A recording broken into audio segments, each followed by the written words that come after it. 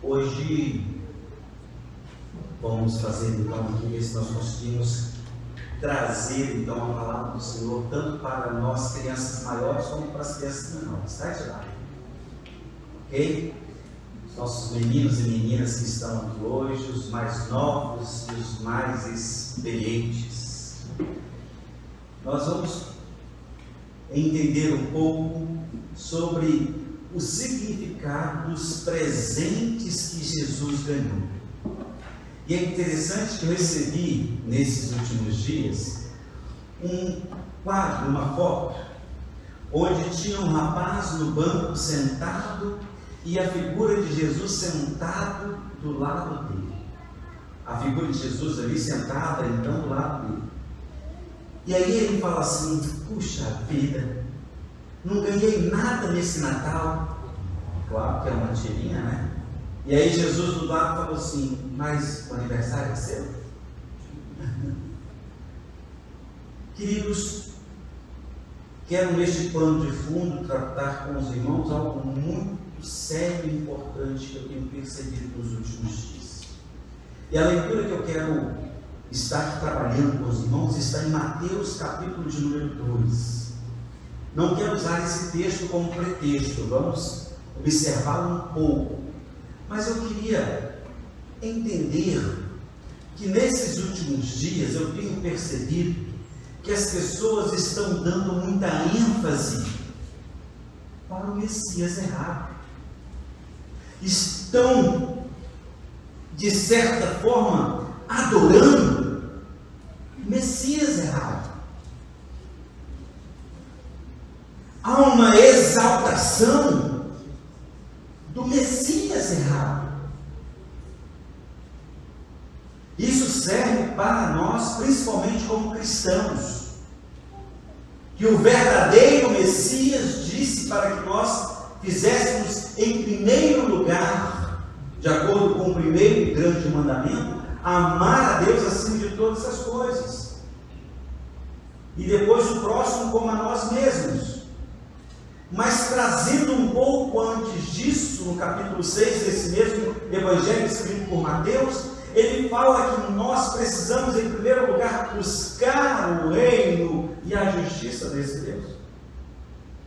E o que eu percebo nesses últimos dias é que as pessoas estão presenteando o Messias errado. Não vou adentrar campo político, queridos, mas nós não podemos idolatrar o homem, o ser humano. Quantos chamados evangélicos fizeram jejum para que o Brasil se convertesse nesses últimos dias? Quantos fizeram vigília pela conversão de um familiar? Mas pastor, Natal, irmãos, eu fui incomodado por Deus para trazer essa mensagem para os irmãos, para os amigos que estão nos ouvindo, nos assistindo, porque nós precisamos fazer isso pela coisa certa. Estou falando sobre a exaltação, a adoração. E isso tem tudo a ver com o que o Brasil vive hoje. Precisamos continuar orando pelo Brasil. Precisamos pedir a Deus que nos dê condições de sobrevivermos ou vivermos. Eu não sei qual a palavra usar aqui, não é? Mas nós precisamos entender que se Deus fizer, Ele é Deus. Se Deus não fizer, Ele continua sendo Deus. Se chover, eu vou glorificar a Deus. Se não chover, eu vou glorificar a Deus do mesmo jeito. Se fizer frio, eu vou dar glórias a Deus. Mas se não fizer frio, também vou dar glórias a Deus. Porque nós, como seres humanos, nós somos muito falhos, muito fracos. Valadares é uma cidade quentinha. E aí a gente fala assim, nossa, Deus, podia fazer um ventinho fresco para amenizar o clima. Aí começa a refrescar. Nossa, pai, está frio. Está frio, Deus deu frio. Ai, está muito frio. Podia o sol esquentar mais um pouquinho. Aí o sol aquece mais um pouquinho. Ele nunca perdeu o seu calor, ele tampouco o seu brilho. Ai do céu, que calor suportável. Infelizmente o homem é insatisfeito. Insatisfeito inclusive com os presentes que ganha. Puxa vida, principalmente no final de ano, nas empresas e nas escolas, os famosos amigos ocultos. Uma turminha aí, essas 2 semanas atrás, fizeram um inimigo oculto. Não é? Mas o amigo oculto, e você se empenha, compra aquele presente, um preço razoável, para dar, e ganha um presente não tão equivalente. E a pessoa diz, para que eu fui gastando dinheiro? Não queria. Dê aquilo que você gostaria de receber. E agradeça a Deus porque aquela pessoa teve também a oportunidade de dar para você o melhor que ela pôde. Mas para Jesus, o que nós temos dado? O que nós temos dado para Jesus? Acompanhe comigo Mateus 2. Estou com 2 versões aqui comigo. Uma é a mensagem de Eugene Peterson. E a outra é a Bíblia Viva, que eu peguei emprestado com a minha filha linda. A versão da Bíblia Viva diz assim: Jesus nasceu na cidade de Belém, na Judéia, durante o reinado de Herodes.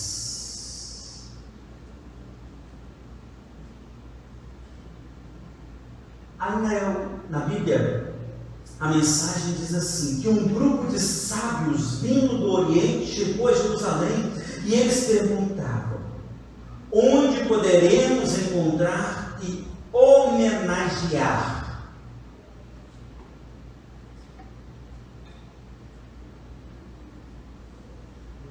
Onde nós podemos fazer isso? Veja bem, onde nós podemos encontrar e homenagear o recém-nascido rei dos judeus?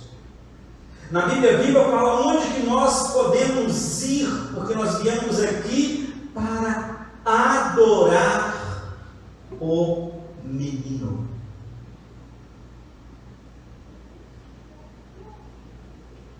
Observamos no céu do Oriente a estrela que marcou o seu nascimento.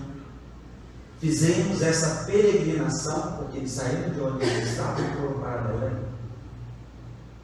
Nós fizemos essa peregrinação para adorar.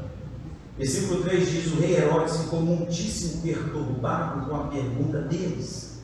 E Jerusalém inteira ficou cheia de rumores.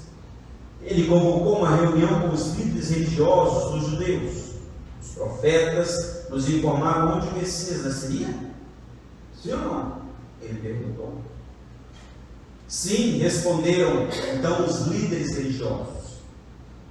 Em Belém, da Judéia, porque foi isso que escreveu o profeta. E o profeta aqui é Miqueias, no capítulo de número 5, se não me falta a memória. Vamos conferir. Pequena cidade de Belém, você é apenas uma pequena vila da Judéia, mas será o lugar onde vai nascer o rei de Israel, para dirigir o meu povo de Israel. Então Herodes mandou um recado secreto aos sábios, aqueles homens que tinham visto a mensagem de Deus. Mandou então esse recado pedindo que viessem falar com ele. Nessa reunião obteve deles a época exata em que viram a estrela pela primeira vez. Disse ele: vão a Belém e procurem o menino, e quando o encontrarem, versículo de número 8, diz: voltem e me digam para que eu possa ir adorá-lo também. Versículo 9 diz: depois desse encontro, os sábios seguiram o seu caminho. Então a estrela que tinham visto do Oriente apareceu-lhes novamente, foi adiante deles e parou acima do lugar onde estava o menino. Versículo 10. E vendo a estrela,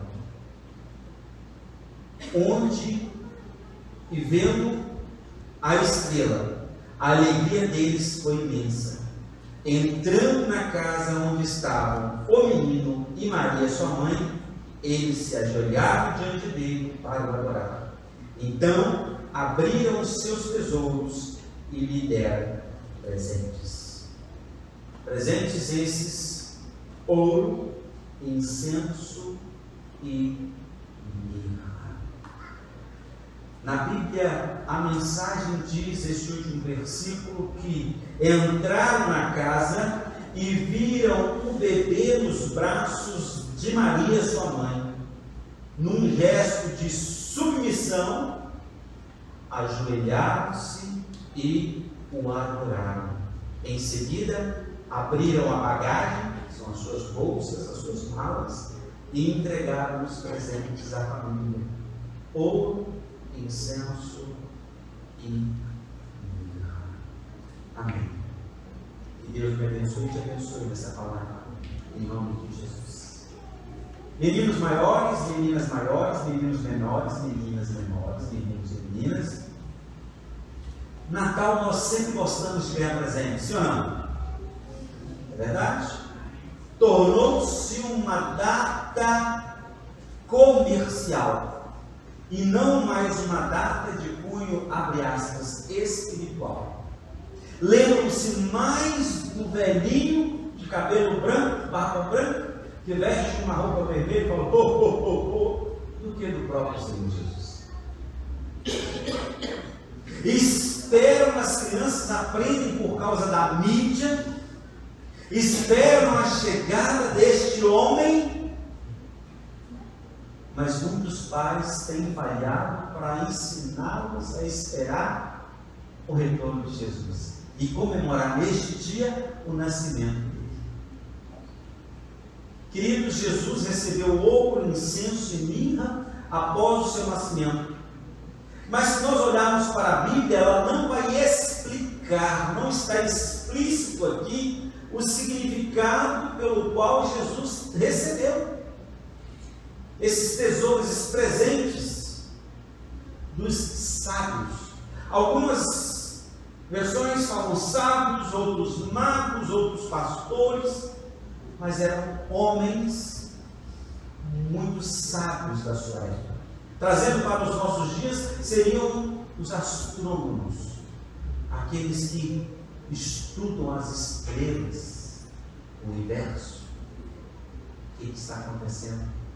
E Deus é tão lindo, tão perfeito, porque veja bem, quando a gente olha para Miqueias no capítulo 5, ele vai dizer que seria ali em Belém, e que tudo, de acordo com a história, os sábios estavam olhando o movimento das estrelas, o movimento do universo, porque aconteceria ali. E aconteceu. Mas o que é ouro? O que é o incenso? O que é a mirra? Talvez nós gostamos de ganhar presentes muito caros. Eu já disse lá em casa, eu não quero muita coisa. Eu sou meio Agur. Agur disse que não queria ser nem rico demais, nem pobre demais. Ele queria ter o suficiente. Esse sou eu. Mas se Deus me der muito, eu vou ficar feliz com muito. Se Deus não me der muito, eu vou ficar feliz porque Deus não me deu muito. É o que Agur diz: Senhor, eu não quero ter uma língua mentirosa. É o que ele fala. Ele não queria pecar contra o Senhor. Então ele fala: não me dê nem muita riqueza, nem muito a pobreza.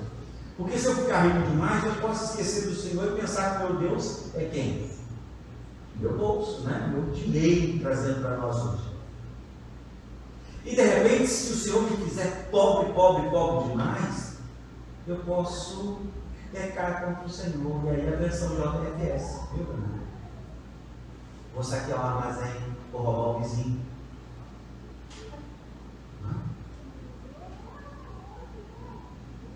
Mas existem pessoas que querem receber. E é interessante, queridos, quando a gente olha para esse texto, porque é uma tradição muito forte dentro do cristianismo, que vai interpretar tanto o ouro como o incenso e a mirra.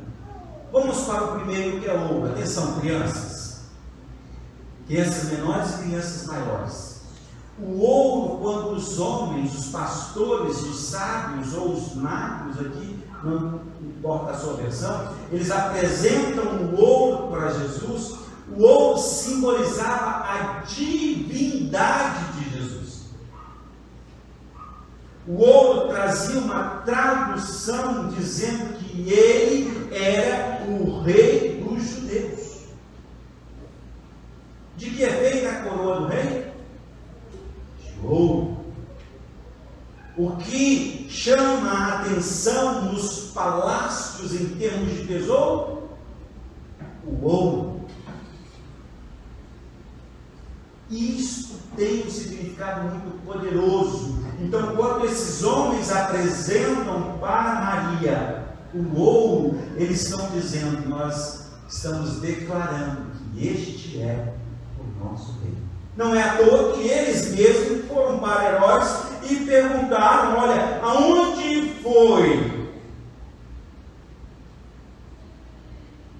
que nasceu? Onde está, de acordo com o versículo de número 2, o recém-nascido rei dos judeus? E quem disse que Jesus era rei? Percebe? O significado, então, queridos, desses homens darem ouro é porque eles entendiam que aquele que nasceu literalmente era o rei dos judeus. Infelizmente, os judeus erraram aí, porque eles estavam esperando um rei político. Mas Jesus, apesar de ter declarado: eu vim trazer espada, ele não veio ser um rei político. Ok, mas para que serve então o incenso? O incenso significava o sacerdócio de Jesus. E é interessante quando nós observamos aqui, se nós entendermos todo esse contexto do nascimento de Jesus, nós vamos perceber que foi o único, é algo sobrenatural. Maria não teve contato com o homem, porque o anjo mesmo falou com ela, ela ficou preocupada: mas como vai ser isso? Eu não conheço, nunca conheci um homem. O conhecia é a intimidade. Ela nunca tinha sido conhecida por um homem. E ele disse: não se preocupe, vai ser gerado em você. Não é do homem, é de Deus. É algo do Espírito. E esse nasceu. Este mesmo, quando vai se dirigir a João aos aproximadamente 30 anos de idade, João observa aquele homem que veio em sua direção e vê algo diferente naquele homem. E ele diz: olha, eis o Cordeiro de Deus que tira o pecado do mundo. É aquele então que faria a mudança total. O incenso tem esse significado. Jesus é o único intercessor, Jesus é o único intermediador. Não é à toa que a Bíblia fala que nós temos o que diante do Pai?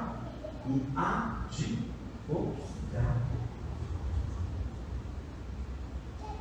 E quando João vai escrever a carta dele, no capítulo 1, ele diz: nós erramos.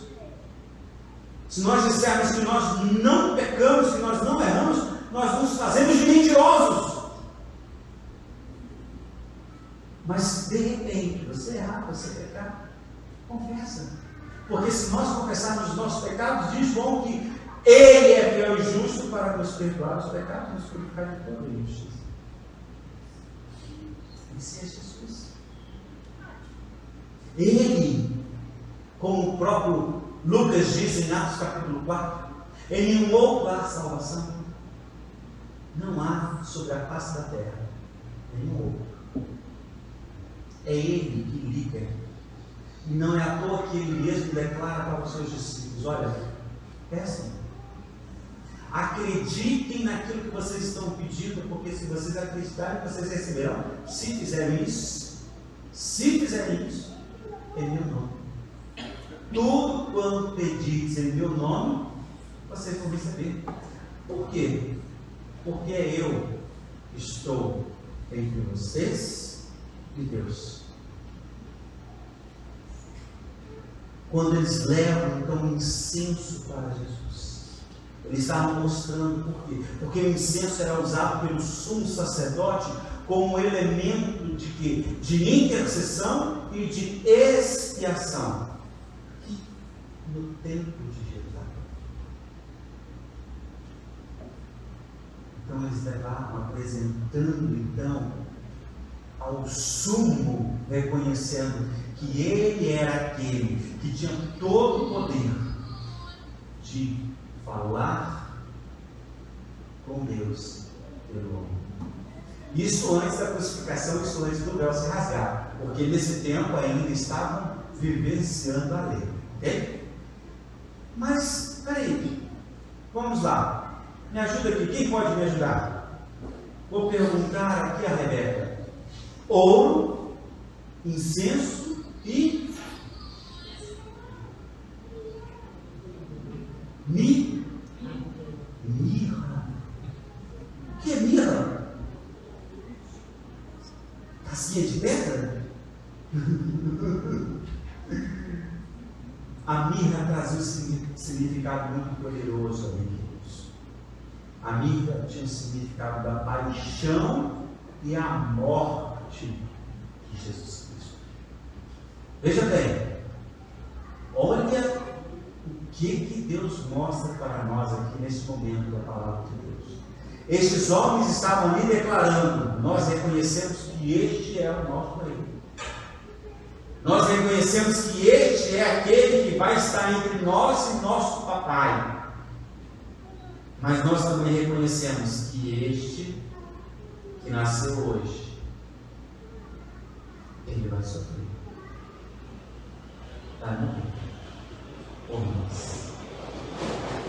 Desde o nascimento de Jesus, ele tinha uma missão a cumprir, que era levar sobre si os nossos pecados, as nossas dores.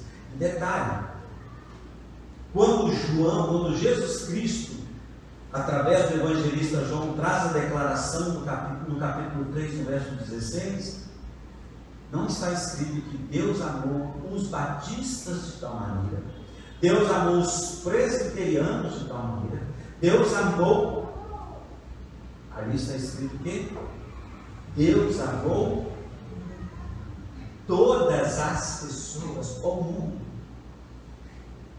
de uma maneira tão grande, que ele teve a audácia de dar Jesus Cristo, seu único Filho, Deus Pai, Deus Filho e Deus Espírito Santo, para morrer, com significado poderosíssimo: todo aquele que nele cresce não perecesse, mas que tivesse. Estou usando o passado porque é a leitura do passado, mas é o presente, a vida eterna. Então, quando eles apresentam a mirra, eles estavam reconhecendo que este que era rei, que este que era intercessor, que ele passaria por tudo isso, mas ele venceria. Ele receberia no seu corpo todo o castigo. Ele chegaria a morrer, mas pelos pecadores, para fazer expiação, assim como aquele cordeiro do Antigo Testamento, que não tinha culpa de nada, mas não morreu por causa do pecado de uma pessoa ou de uma família. Assim também como os passarinhos, dependendo do tipo de situação que aconteceu com a pessoa ou com a família, eles apresentavam também os passarinhos. Algumas versões tratam como rolas, as rolinhas. Deus, e o que nós temos dado para Jesus hoje? Jesus já nasceu. Não precisa de ouro. Jesus, ele continua sendo o sumo sacerdote. Mas nós podemos agora nos dirigir direto ao Pai através dele. Jesus morreu, mas ele não está morto. Aleluia. Entende isso, irmão? O nosso ouro, o nosso incenso, a nossa mirra hoje é a nossa vida. E nós precisamos entregar para o Senhor, apresentar para Ele, dizer: aqui está. E eu faço um trocadilho dessa época que nós vivemos. Não adianta você dar presente se você não é presente. Então não adianta pagar penitência, não adianta jejum, não adianta vigília, se não há entrega. Eu estou fazendo isso para o irmão perceber que eu sou crente demais. Você já ganhou o seu galardão na terra. Então não adianta você dar presente para mostrar para as pessoas que você está dando presente para Jesus, se você não é presente no dia a dia. Se Jesus, melhor dizendo, não é presente no dia a dia na sua vida. Então, meu querido, meu desejo, em nome de Jesus, eu tenho falado isso comigo. E cada dia que passa, eu louvo a Deus porque é um dia a mais que eu vivo, mas é um dia a menos que eu estou vivendo. Você já parou para pensar nisso? Já parou? É, pastor João? É um dia a menos, né? Menos um dia, hein? Senhor, obrigado por mais um dia de vida. Mas também muito obrigado, porque é menos um dia que eu estou vivendo aqui neste mundo, porque eu vou passar a eternidade com o Senhor. Amém? Eu vou passar a eternidade com o Senhor, porque Jesus Cristo, Ele nasceu para fazer isso na minha vida. E hoje, no dia 25 de dezembro, eu creio que Ele nasceu para essa situação. Nós celebramos a vida, nós celebramos o nascimento, porque a morte é consequência do projeto de Deus para a minha vida e para a sua vida, na pessoa do Senhor Jesus. Qual presente você vai dar para Jesus? Dê a sua vida para Ele. Entregue as suas necessidades para Ele. Faça como o salmista. Entregue o seu caminho. Entregue o que você tem para o Senhor. Confia nele. E o mais, tudo Ele vai fazer. Isso. Esses homens deram o melhor que eles tinham, simbolizando o que Jesus era para eles. Nós podemos fazer isso hoje, com o mesmo simbolismo. Como assim? Entregando a sua vida e declarando: Senhor Jesus, eu reconheço que o Senhor é o meu Senhor e meu Salvador. Uma palavra para aqueles que estão nos ouvindo e vendo também. Talvez aqueles que estão nos acompanhando agora, ou daqui a pouco, um dia, não sei, está passando por alguma situação difícil e não sabe o que fazer. Eu queria tanto ter Jesus, eu queria tanto ser mais alegre, ser rico. Entregue sua vida a Jesus.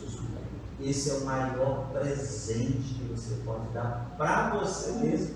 Interessantíssimo. Para nós mesmos. É entregando a Ele a nossa vida. Porque Ele veio para que nós tenhamos vida e a tenhamos em abundância. É Ele quem diz que as ovelhas dele, que aqueles que o papai deu para ele, ninguém toma aqui. convido a cada um de nós aqui presentes, aqueles que estamos acompanhando aqui, corra, pule nos braços de Jesus, se entregue a Jesus e viva de uma forma diferente, porque Jesus nasceu, viveu, morreu, mas ele não está morto, ele está vivo e veio para todos os seres e quer que nós também possamos continuar vivendo. Por isso que essa igreja tem aprendido que nós não vamos para o céu, viu, pastor João? Essa igreja tem aprendido que nós não vamos para o céu, não. Nós vamos voltar para casa, viu, pastor? Nós vamos voltar para casa, em nome de Jesus, né, pastor Roberto? Certo? Pastor Everaldo? É isso mesmo? Glória a Deus por isso. Quero orar agradecendo ao Senhor por esse privilégio que nós temos de, em Cristo Jesus, como diz Mateus capítulo 10, confessando a Ele, Ele nos confessará diante do Pai, e João capítulo número 1, Ele será o nosso Pai.